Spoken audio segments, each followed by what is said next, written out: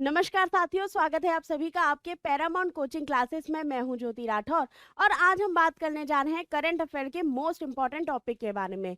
ये टॉपिक आपके एग्जाम के लिए बेहद महत्वपूर्ण होने वाले हैं क्योंकि यहाँ पर वो सभी पॉइंट्स को हमने डिस्कस किया है जिनसे एग्जाम में क्वेश्चन पूछे जाने की संभावना है। और जैसे कि हम लोग अपने करंट को पढ़ते आए हैं कि सबसे पहले करंट रहेगा, उसके बाद उसके संभावित जो एमसीक्यूज होते हैं, जितने टाइप के क्वेश्चन बन सकते हैं, उन सभी को डिस्कस करते हैं। तो ठीक वही रणनीति के साथ आज की क्लास को भी हम शुरुआत करते हैं। लेकिन उससे पहले हम लोग बात करते हैं कि आज का जो सेशन होने वाला है उसमें हम किन किन टॉपिक्स पर डिस्कस करेंगे। तो यहाँ पर टॉपिक की बात करते हैं। पहला हमारा होने वाला है प्रधानमंत्री मित्र पार्क के बारे में। दूसरा टॉपिक हमारा होगा सरमत आईसीबीएम के बारे में। तीसरा है सीबीआई नीट यूजी के बारे में। और उस चौथा होने वाला है न्यू सीडीएस जो अपॉइंट हुए हैं उनके बारे में डिस्कशन करेंगे। और पांचवा टॉपिक होने वाला है पल्मोनरी एम्बोलिज्म के बारे में। तो बेहद इंपॉर्टेंट टॉपिक है। इनके सेशन को शुरू करूंगी, इस सेशन को शुरू करूंगी, लेकिन उससे पहले आप लोगों से रिक्वेस्ट है कि जितने भी साथी अभी तक सेशन से जुड़ चुके हैं, सेशन को लाइक कर दो, अपने दोस्तों यारों को शेयर कर दो, और अगर पहली बार विजिट कर रहे हो तो चैनल भी सब्सक्राइब कर लो। तो शुरुआत करते हैं, बात करते हैं किसकी? प्रधानमंत्री मित्र पार्क योजना की। प्रधानमंत्री मित्र पार्क योजना को अभी हाल ही में प्रधानमंत्री मोदी के द्वारा तेलंगाना के वारंगल में आयोजित किया गया है। वारंगल को पहला मित्र पार्क घोषित किया है। तो याद रखना, ये क्या है? तेलंगाना की सांस्कृतिक राजधानी है वारंगल, जहां पर भारत का पहला मित्र पार्क जो टेक्सटाइल पार्क है उसको उद्घाटित किया गया है या उसका उद्घाटन किया गया है। जब हम बात करते हैं मित्र पार्क की, तो प्रधानमंत्री मोदी का जो विजन है 5F का, जो शुरू होता है फार्म से और खत्म होता है फॉरेन पर, उसके पूरी योजना को क्या करेगा? क्रियान्वित करेगा। यानी कि भारत की योजना है कि भारत सिर्फ बीजें उगाए ही नहीं, फसल उगाए ही नहीं, बल्कि पूरे के पूरे तरीके से उसको फॉरेन में क्या कर सके? निर्यात भी कर सके, फॉरेन में विदेशों में भी हमारे वस्त्रों को भेज सके। तो यहाँ पर 5F की जो विजन है, 5F का जो चार्ट है, वो हमारे लिए देख लेना जरूरी है। हम चाहते हैं कि भारत में कृषि हो, फार्मिंग हो, हम फसल उगाएं, हम रेशम उगाएं, ताकि हम उससे क्या कर सकें? उस रेशे से फाइबर बना सके, कच्चा माल बना सके, उसे फैक्ट्री में भेज सकें, फैक्ट्री में भेजने के बाद उसका कपड़ा बना सकें, फैशन के अकॉर्डिंग उसको डिजाइन कर सकें, और अंत में जाकर हम क्या कर सकें? अंत में जाकर हम उसे विदेशों में निर्यात कर सकें। यानी कि अभी तक जो भारत कच्चा माल यहाँ से निर्यात करता था, अब भारत चाहता है कि वो क्या कर सके? बना बनाया कपड़ा या रेडीमेड कपड़ा भी विदेशों में निर्यात कर सके। यही जो प्रधानमंत्री मोदी का विजन है, जिससे विदेशी मुद्रा को क्या किया जा सकता है? अपने देश में लाया जा सकता है। उसके लिए इस योजना के अंतर्गत जो लागत लगी है, उसमें लगभग 1695 करोड़ डॉलर की करोड़ की जो लागत है वो यहाँ पर लगी हुई है। एरिया की बात करते हैं तो 1327 एकड़ का एरिया यहाँ पर क्या किया गया है? इस पार्क के लिए या इस योजना के लिए डेडिकेट किया गया है। ये किसके अंतर्गत आता है? तो नोडल मिनिस्ट्री ऑफ टेक्सटाइल या वस्त्र मंत्रालय के अंतर्गत शामिल होता है। और जब हम बात करते हैं इसकी तकनीक की, तो ये जीरो लिक्विड डिस्चार्ज के अंतर्गत काम करता है। जीरो लिक्विड डिस्चार्ज बेहद महत्वपूर्ण है। ये केवल क्या करेगा? ये केवल विदेशी मुद्रा को नहीं आकर्षित करेगा, बल्कि ये पर्यावरण की सुरक्षा भी करेगा। जीरो डिस्चार्ज की बात करते हैं, जीरो लिक्विड डिस्चार्ज की बात करते हैं, जिसका मतलब होता है कि गंदे पानी को बिना बाहर निकाले हम क्या कर सकते हैं? उसे साफ कर सकते हैं, उसे शुद्ध कर सकते हैं। और ये किसके द्वारा होगा? ये CETP के द्वारा होगा। यानी कि जो ये व्यवस्था है वो किसके द्वारा होगी? कॉमन एफ्लुएंट ट्रीटमेंट प्लांट के द्वारा ये किया जाएगा। यानी कि एक तरीके से देखा जाए तो जो पानी फैक्ट्रियों से बाहर निकलता था, नदियों को गंदा करता था, नालों को गंदा करता था, सड़क पर फैल जाता था, सड़कें गंदा करता था, अब क्या हो सकता है? उसका उपचार हो सकता है। हम गंदे पानी को क्या करेंगे? फैक्ट्री से बाहर निकलने नहीं देंगे।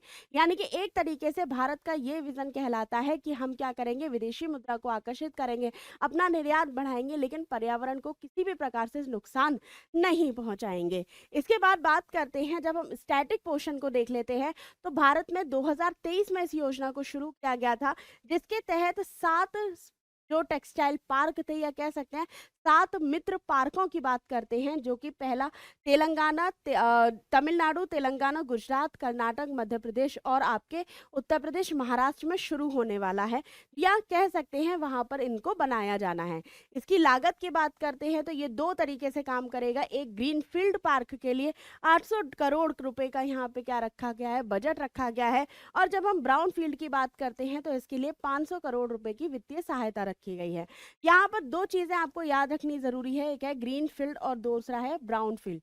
ठीक है, ग्रीन फील्ड की बात करते हैं तो इसमें वो सारे मेंबर्स शामिल होते हैं या वो गतिविधियां शामिल होती हैं जो वहां पर बिल्कुल नए तरीके से शुरू की जाती हैं। जैसे मान लीजिए आपको घर बनाना है, आप क्या करेंगे, पहले कोई जमीन खाली पड़ी होगी, आप उस जमीन को लेंगे, उसको खुदवाएंगे, उसकी नींव भरवाएंगे, उसके बाद आप क्या करेंगे, अपने महलों को बनाएंगे या अपने सपनों के शीश महल को बनाएंगे। ठीक उसी तरीके से ग्रीन फील्ड जो योजना होगी वो पूरी तरीके से खाली जमीन को, या कह सकते हैं जो बंजर पड़ी जमीन को यूज करी जाएगी और उस जमीन पर क्या बनाया जाएगा, इस टेक्सटाइल को या मित्र पार्कों को बनाया जाएगा। दूसरी बात हम बात करते हैं ब्राउन फील्ड योजना की, तो ब्राउन फील्ड के लिए जो 500 करोड़ रुपए की वित्तीय सहायता रखी गई है उसके में क्या किया जाएगा, तो उसके अंतर्गत हम क्या करेंगे, पुरानी जो व्यवस्थाएं होंगी, पुराने जो बिजनेसेस होंगे, उसमें क्या करेंगे, इन्वेस्ट करेंगे, उसको बखूबी रूप से निखारने की कोशिश करेंगे ताकि क्या किया जा सके, इस योजना को क्या किया सके, क्रियान्वित किया जा सके। ठीक है, अब बात करते हैं इससे रिलेटेबल कितने क्वेश्चन एग्जाम में बन सकते हैं। तो यहाँ पर क्वेश्चंस देख लीजिए। पहला क्वेश्चन है भारत का पहला, ठीक है, भारत का पहला पीएम मित्र पार्क कहाँ उद्घाटित किया गया है, तो कहाँ पर है, वारंगल के तेलंगाना में। ठीक है, तेलंगाना के वारंगल में है। वारंगल क्या है, सांस्कृतिक राजधानी है तेलंगाना की, याद रखिएगा। इसके बाद दूसरा है 5F विजन। दूसरे एफ का मतलब क्या है, तो बेहद महत्वपूर्ण है। सबसे पहला है क्या, सबसे पहला है फार्मिंग, फिर है फाइबर, फिर फैक्ट्री, फिर फैशन और फिर क्या है, फॉरेन। तो यहाँ पर दूसरा एफ क्या बताता है, दूसरा एफ बताता है फाइबर को।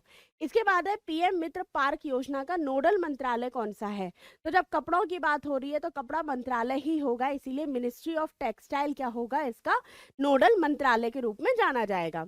इसके बाद है योजना के तहत कुल कितने पीएम मित्र पार्क को स्वीकृत किया गया है, तो 7 है। कौन कौन से हैं, तमिलनाडु है, तेलंगाना है, उत्तर प्रदेश है, महाराष्ट्र है, ठीक है मध्य प्रदेश है, गुजरात है, कर्नाटक है।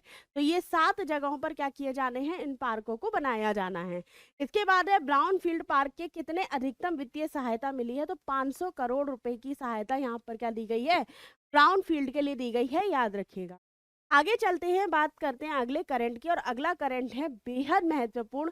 भारत के मित्र राष्ट्र कहा जाने वाला रशिया, जो हर समय पर, हर कदम पर, भारत की हर मुश्किल पर भारत का साथ देता है, उसके द्वारा इंटर कॉन्टिनेंटल बैलिस्टिक मिसाइल का परीक्षण किया गया है।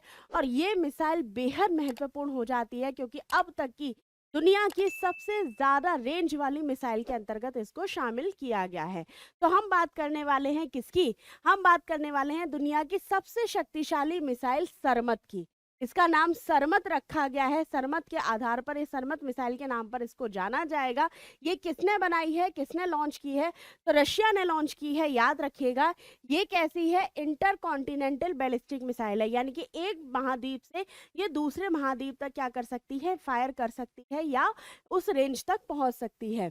इसका परीक्षण किया है और ये दुनिया की सबसे शक्तिशाली और अजेय या इनविंसिबल जो मिसाइल प्रणाली है वो मानी जा रही है। अब आप कहेंगे इनविंसिबल में ऐसा क्या है, अजय में ऐसा क्या है, इसका मतलब ये है कि किसी भी प्रकार की मिसाइल रोधक क्षमता जो हो रखने वाले हथियार होते हैं या मिसाइल रोधक प्रणाली जो होती है वो इसको मार नहीं सकती हैं। इसीलिए ये क्या हो जाता है, बेहद महत्वपूर्ण हो जाता है और बहुत ज्यादा इंपॉर्टेंट भी हो जाता है। ये कैसा है, ये MIRV टेक्नोलॉजी पे काम करेगा। जो सरमत होगा वो multiple independently targetable re entry vehicle के रूप में काम करेगा।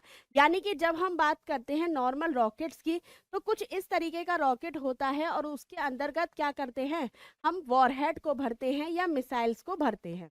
ठीक है, थोड़ा सा समझने की कोशिश करिएगा। ये मान लीजिए कोई रॉकेट है और रॉकेट के अंदर क्या होता है, रॉकेट के अंदर बुरादा भरा जाता है, या कह लीजिए क्या भरा जाता है, परमाणु हथियार भरा जाता है, और ये रॉकेट क्या करेगा, सीधे ये जाकर दूसरे देश पर लग जाएगा, या कह सकती हैं भारत ने क्या कर दिया, पाकिस्तान के ऊपर छोड़ दिया। खास तौर पे जब हम भारतीयों की बात आती है और लड़ाई दंगे की बात आती है, तो पाकिस्तान को छोड़ना हमारे बस की बात नहीं होती है। अदरवाइज हम जहां समझें, जहां देखें, वहां पाकिस्तान को मारने पे तुले रहते हैं। खैर, ये अलग मुद्दा रहता है, लेकिन यहाँ पर जो बात हो रही है, ये सिंगल वॉर हेड की बात कर रहे हैं। लेकिन सरमत में जो प्रणाली है वो कैसी है, वो multiple independently targetable re entry vehicle है। यानी कि ये जो मिसाइल है, ये क्या कर सकता है, अपने साथ कई सारे वॉरहेड लेके जा सकता है। यानी कि एक मिसाइल है, उसके अंदर हम क्या कर सकते हैं, बहुत सारे हथियार को रख सकते हैं, बहुत सारे परमाणु बम को रख सकते हैं, बहुत सारे बमों को रख सकते हैं, और क्या कर सकते हैं, एक बार में उसको छोड़कर अलग अलग टारगेट को क्या कर सकते हैं, हम स्वाहा कर सकते हैं। ठीक है, अलग अलग टारगेट को क्या कर देंगे, खत्म कर देंगे, स्वाहा कर देंगे। ठीक उसी तरीके से यहाँ पर बताया गया है कि ये जो मिसाइल सिस्टम होगा, या ये जो रॉकेट होगा, या ये कह सकते हैं ये जो मिसाइल प्रणाली होगी, वो एक साथ कई टारगेट को क्या करेगी, अचीव करेगी, कई टारगेट को ध्वस्त कर सकती है। ठीक है, तो इसका परीक्षण किसने किया है, रशिया ने कहा है, रशिया ने किया है। जब हम नाटो की बात करते हैं या पश्चिमी देशों की बात करते हैं, तो उन्होंने इसका नाम सैटर्न 2 रखा है। ये किसे रिप्लेस करेगा, याद रखिएगा, ये रशिया का पुराना SS-18 के रिप्लेसमेंट के रूप में जाना जा रहा है, उसे रिप्लेस करेगा। जब हम बात करते हैं इंडिया की, ठीक है, इंडिया की बात करते हैं, तो क्या लगता है आपको, इंडिया में इस तरीके का कोई मिसाइल है या नहीं है?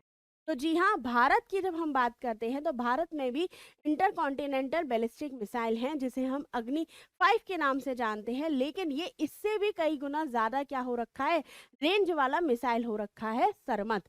क्योंकि जब हम अग्नि 5 की बात करते हैं, तो ये लगभग 5 से 8 हज़ार किलोमीटर की रेंज रखता है, जबकि हम सरमत की बात करते हैं, तो ये 35 हज़ार किलोमीटर की रेंज रखता है। जब हम बात करते हैं किसकी, अग्नि 5 की, तो ये सिंगल या फिर कुछ ही वॉरहेड्स को अपने साथ ले जा सकता है।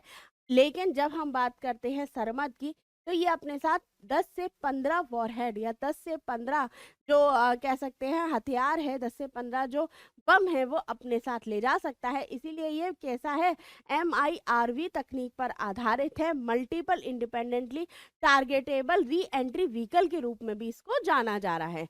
बात करते हैं आगे, तो देखते हैं कि आखिर ये इतना ज़रूरी क्यों हो रहा है। तो हम जानते हैं कि वर्तमान में देखा जाए, तो ऐसा कोई भी क्षेत्र नहीं है जो बिना कॉन्फ्लिक्ट के चल रहा हो। भले ही कहीं शांति हमको देखने को मिलती है, लेकिन पूरी शांति हमें वहाँ भी नहीं दिखती है जहाँ पर सब कुछ शांत और सब कुछ बढ़िया बढ़िया हमको दिखता है। खास तौर पे जब हम भारत के बारे में बात करते हैं, तो जब से ऑपरेशन सिंदूर को टू भी कंटिन्यूड कर दिया गया है, या थोड़ा सा रोक दिया गया है, हमारे दिमाग में लगा ही रहता है कि कहीं ऐसा तो नहीं फिर से कोई घटना हो जाए और फिर से कोई युद्ध की सुगबुगाहट सुनने को मिल जाए। ऐसा कुछ भी नहीं हो सकता है अगर पाकिस्तान के द्वारा कोई भी हरकत ना की जाए।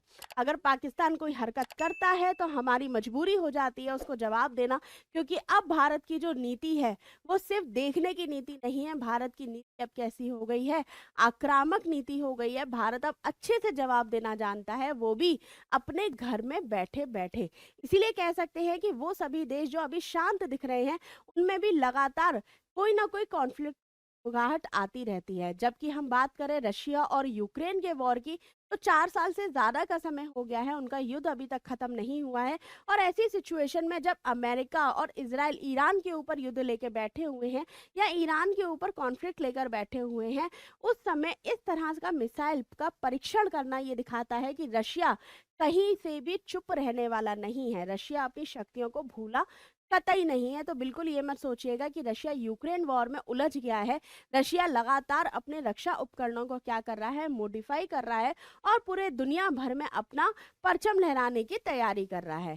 खास तौर पे जब हम बात करते हैं इस प्रकार के मिसाइल प्रणाली के परीक्षण करने की, जिसमें रशिया के द्वारा ये कहा भी गया है कि वो दिसंबर 2026 तक क्या कर देगा, दिसंबर 2026 से अपने यहाँ लागू भी कर देगा, यानी कि इसका कार्य करना भी शुरू कर देगा। और ये उस समय हुआ है जब यूएसए और रशिया के बीच न्यू स्ट्रैटेजिक जो ट्रीटी है, न्यू स्टार्ट ट्रीटी है, वो खत्म हो चुकी है। न्यू स्टार्ट ट्रीटी जो रशिया और यूएस के बीच 2010 में की गई थी, जिसके अंतर्गत दोनों ही देशों ने समझौता किया था कि वो अपने देश में या अपने हथियारों को एक दूसरे के देश के साथ साझा करेंगे, प्रणालियों के बारे में एक दूसरे के देश को बताएंगे, जो कि 2021 तक बढ़िया तरीके से चला था, लेकिन के बाद इसको खत्म करके 21 के बाद इसको एक्सटेंड कर दिया गया था 2026 तक, और 2026 फरवरी में 5 फरवरी को ये खत्म हो चुका है। और जैसे ही न्यू स्टार्ट ट्रीटी दोनों देशों द्वारा खत्म की जाती है, उसी समय उसके कुछ दिन बाद ही रशिया के द्वारा ये परीक्षण दिखाता है कि अब वो अमेरिका से बहुत हद तक आगे की सोच कर बैठा हुआ है। तो चलिए भाई, यहाँ से हमने इस टॉपिक को देखा, इससे कितने टाइप के क्वेश्चन बनते हैं वो भी देख लेते हैं। तो यहाँ पर जब हम बात करते हैं क्वेश्चन 1 की, तो हाल ही में किस देश ने सरमद आईसीबीएम का सफल परीक्षण किया है? तो रशिया ने किया है, याद रखना। सरमद मिसाइल की अधिकतम मारक क्षमता कितनी है? तो 35,000 है, ये भी याद रखना। MIRV तकनीक का पूरा रूप क्या है? तो मल्टीपल इंडिपेंडेंटली टारगेटेबल है, यानी कि एक ही बार टारगेट करके, मान लो अगर मैंने बम छोड़ा और मैं एक बार बम में खूब सारे हथियार भर के या खूब सारे एक बार मिसाइल में खूब सारे बम भर के क्या कर दूं, पाकिस्तान पे छोड़ दूं, पूरा पाकिस्तान तबाह हो जाएगा। ठीक उसी तरीके से यहाँ पर रशिया के द्वारा भी मल्टीपल जो टारगेटेबल है या multiple independently targeted re entry vehicle के रूप में ये मिसाइल जाना जाएगा। ठीक है, इसके बाद है रूस अमेरिका की न्यू स्टार्ट ट्रीटी किस वर्ष समाप्त हुई है? 2026 फरवरी में हुई है। सरमद मिसाइल किस पुरानी रूसी मिसाइल की जगह लेगा? तो SS-18 की ये क्या लेगा? जगह लेगा, याद रखना। ठीक है, आगे चलते हैं, बात करते हैं अपने अगले पॉइंट की। अगला करंट जो है वो बेहद महत्वपूर्ण है। क्यों महत्वपूर्ण है? क्योंकि ये हमारे लिए ना केवल कह सकते हैं एक शर्मनाक वजह है या शर्मनाक बात है, बल्कि बहुत सारे बच्चों के भविष्य के साथ खिलवाड़ भी यहाँ पर हमको देखने को। नीट यूजी का जो परीक्षा थी 3 मई को जो आयोजित हुई, अंत में जाके जो एनटीए है उसने क्या कर दिया है? इसको रद्द कर दिया है। रद्द करने के बाद सीबीआई जांच बैठा दी है, और बड़े ही युद्ध स्तर पर सीबीआई जांच हो रही है। अब तक बहुत सारे लोगों को इसमें गिरफ्तार भी किया जा चुका है, लेकिन केवल गिरफ्तारी से और जांच बैठाने से, सीबीआई की हो या पुलिस की हो या एनटीए की हो, किसी की भी जांच बैठाने से बच्चों के भविष्य पर जो असर पड़ रहा है वो कम नहीं। थोड़ा सा इस टॉपिक को डिस्कस कर लेते हैं, बेहद महत्वपूर्ण है और खास तौर पे उन बच्चों के लिए बहुत ज़रूरी है आज का ये वाला टॉपिक, क्यों जो कि इस परीक्षा में बैठने की सोच रहे थे, या फिर जिनके भाई बहन या रिश्तेदार इस परीक्षा में बैठना चाहते हैं या बैठे हुए थे। ठीक है, तो नीट यूजी का जो पेपर लीक हुआ था उस पर सीबीआई जांच हो गई, जांच बैठ गई है, और उसी के लिए क्या किया जा चुका है? इस पेपर को रद्द किया जा चुका है। जब हम बात करते हैं 3 मई की तारीख की, ठीक है, तो लगभग 22 लाख से ज्यादा स्टूडेंट इस परीक्षा में शामिल हुए थे। 22 लाख से ज्यादा स्टूडेंट का मतलब है लगभग लगभग इनके माता पिता, इनके भाई बहन, इनके रिश्तेदार, इनके दोस्त, ये सब इस परीक्षा में बैठे थे। याद रखिएगा, जब भी कोई क्रांति होती है, जब भी कोई अच्छा काम होता है, उसके साथ उसका पूरा परिवार लगा होता है। तो एक एक बच्चा जो यहाँ पर आपको 22 लाख का दिखाई दे रहा है, ये 22 लाख बच्चा नहीं है, बल्कि वो सभी लोग हैं जो इन सब से जुड़े हैं, इन सभी अभ्यर्थियों से जुड़े हैं। ये अपनी परीक्षा देकर आते हैं। 1 या 2 दिन बाद एनटीए के द्वारा आंसर की जारी की जाती है। उस आंसर की का मिलान करने पर समझ में आता है कि 700 नंबर में से 600 नंबर का जो पेपर था वो तो एक क्वेश्चन बैंक में दिखाई दे रहा है। जब ये बात निकल कर आती है तो कोटा के पास एक जगह है सीकर। सीकर के जो सीकर में एक पीजी मालिक हैं, पीजी चलाते हैं, उन व्यक्ति के द्वारा पुलिस में कंप्लेंट की जाती है। शुरुआत में इसको भी हवा समझकर बाहर कर दिया जाता है, ये कह सकते हैं हवा समझकर इसको छोड़ दिया जाता है। लेकिन जैसे जैसे इसके प्रमाण मिलने लग जाते हैं, पुलिस के द्वारा जांच आगे बढ़ाई जाती है, और अंत में जाके एनटीए इसको क्या कर देता है? रद्द कर देता है कि पेपर सच में लीक हुआ। ये एनटीए की लापरवाही कही जाए या फिर पेपर लीक करने वालों की होशियारी, कि एनटीए की नाक के नीचे से वो लोग पेपर उड़ा कर ले गए। ये मैं इसलिए कह रही हूँ कि घटना पहली नहीं है।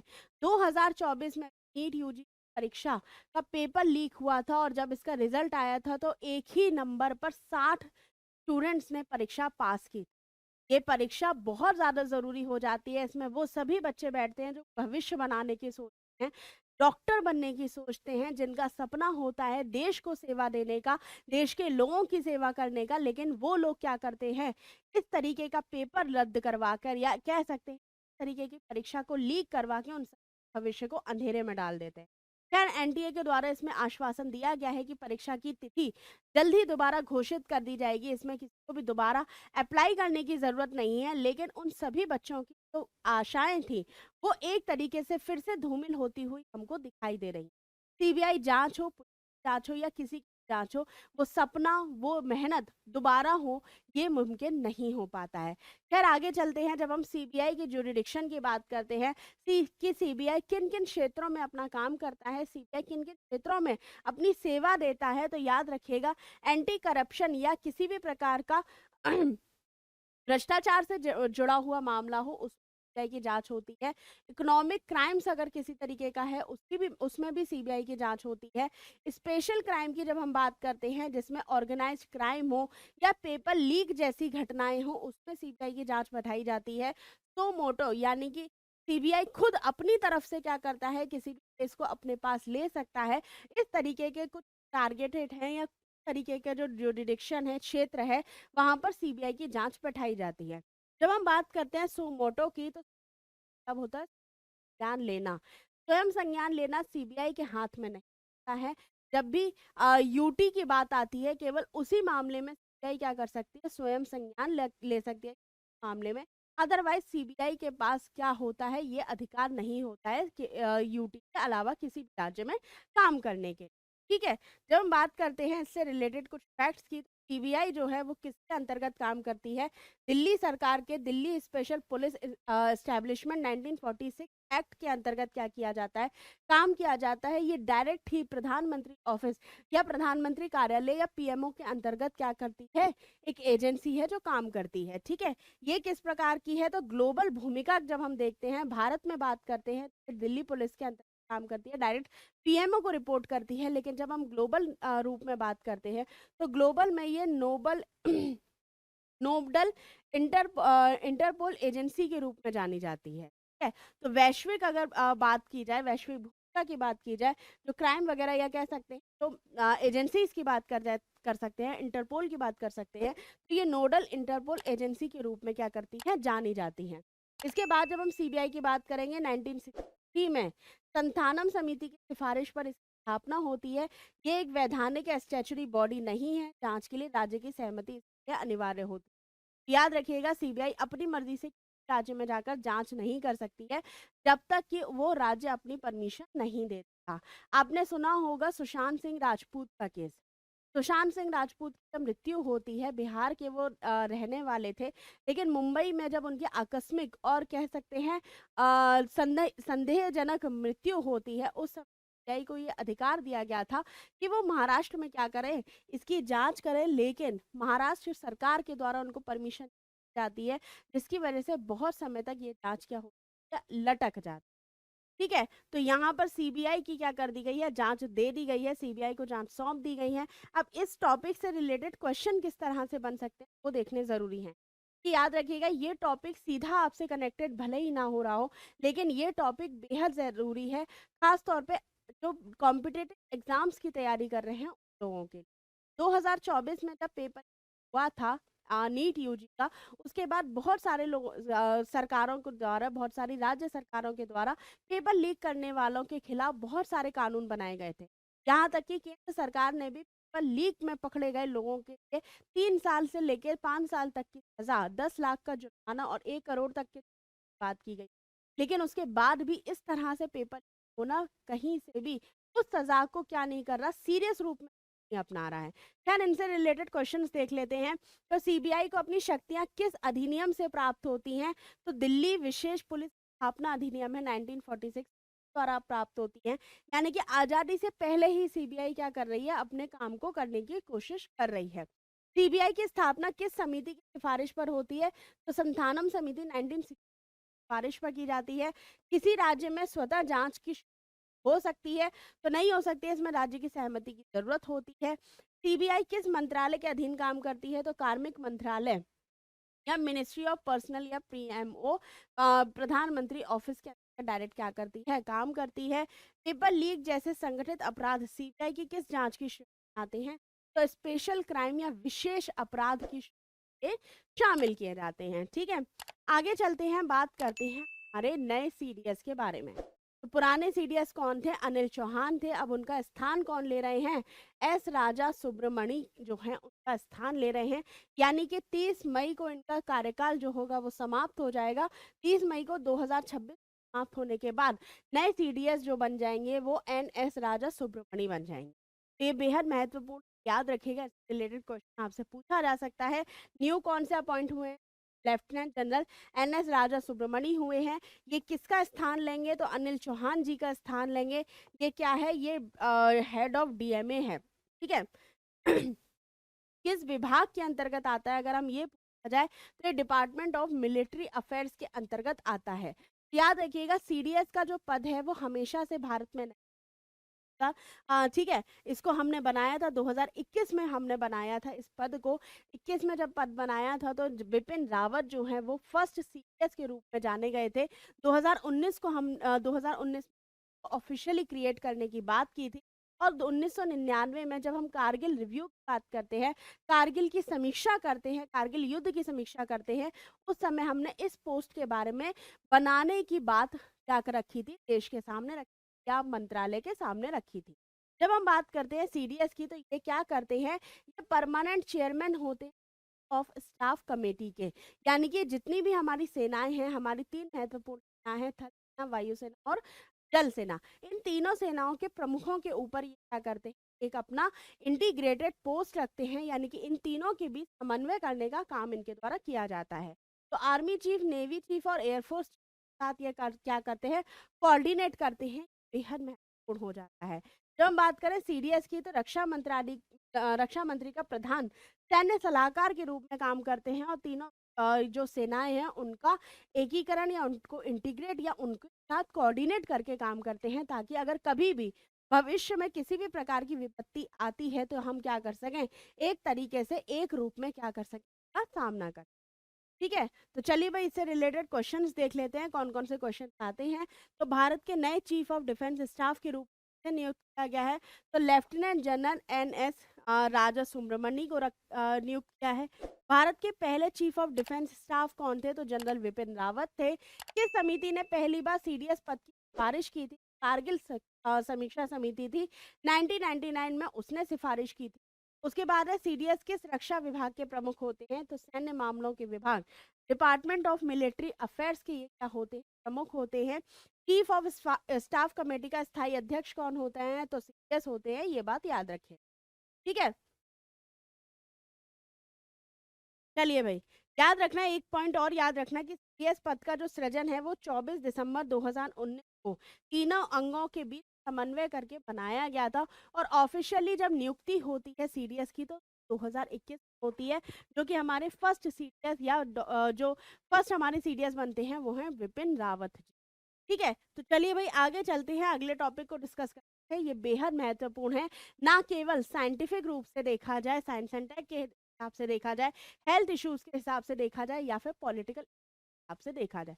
हम जानते हैं बहुत ही महत्वपूर्ण राज्य है उत्तर प्रदेश में महत्वपूर्ण पार्टी है सपा। और सपा के ही जो बेटे हैं प्रतीक यादव जी, उनकी मृत्यु हो जाती है। एक कह सकते हैं अचानक मृत्यु होती है, उनको कोई बीमारी नहीं थी, लेकिन हाँ वो लंबे बीमार चल रहे थे। बहुत कह सकते हैं हेल्थ कॉन्शियस उनको कहा जा सकता है, या कह सकते हैं हेल्थ इश्यूज के साथ हेल्थ को वो अपना बहुत ज़्यादा तवज्जो देते थे। जिम ट्रेनर थे, जिम था उनका, और बहुत ज़्यादा फिटनेस पर वो ध्यान देने वाले व्यक्ति थे। लेकिन उन प्रकार से आकस्मिक मृत्यु हुई है, अचानक मृत्यु हुई है, वो बहुत बड़ा सवाल पैदा कर देती। ये सवाल हमारे लिए राजनीतिक रूप इम्पोर्टेंट है ही है, क्योंकि ये बेहद महत्वपूर्ण व्यक्ति हैं। मृत्यु हुई है अपर्णा यादव जी, जो बीजेपी की पार्टी में जो महिला मंत्रालय है उसके अंतर्गत काम करती है। लेकिन इसके अलावा ये मुलायम सिंह यादव जी के बेटे भी हैं। तो इनकी मृत्यु बहुत बड़ा सवाल खड़ा करती है। लेकिन इनकी पोस्टमार्टम रिपोर्ट आती है, उसमें पल्मोनरी एम्बोलिज्म के द्वारा इनकी निधन की बात की जा रही है। इसलिए हमारे एग्जाम पॉइंट ऑफ इम्पोर्टेंट हो जाता है कि आखिर पल्मोनरी एम्बोलिज्म होता क्या है। तो पल्मोनरी एम्बोलिज्म क्या होता है, तो एक तरीके से देखा जाए, जब नसों में, पैरों की नसों में जब खून का थक्का बनने लग जाता है और वो खून का थक्का धीरे धीरे धीरे धीरे करके क्लॉट बनाते हुए हमारे हृदय के या दिल के या हार्ट के राइट वेंट्रिकल तक पहुंच जाता है। उसके बाद ये क्या करता है, फेफड़ों में जाकर पल्मोनरी आर्टरी को ब्लॉक कर देता है, जिससे ऑक्सीजन जो होता है वो लंग्स तक या फेफड़ों तक नहीं पहुंच पाता है, जिसकी वजह होती है इंसान की मृत्यु हो जाती है।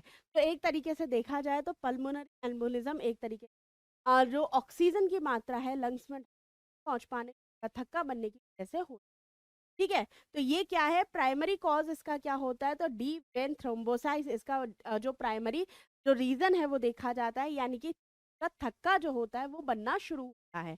इसके बाद अगर हम बात करें कि ये क्यों होता है, इसका रीजन क्या है, तो इसका सबसे बड़ा रीजन होता है डिहाइड्रेशन। जब भी हमारे शरीर में पानी की कमी होती है, हाइड्रेशन हमारी शरीर में कम होता है, जो घटनाएं वो हो सकती है।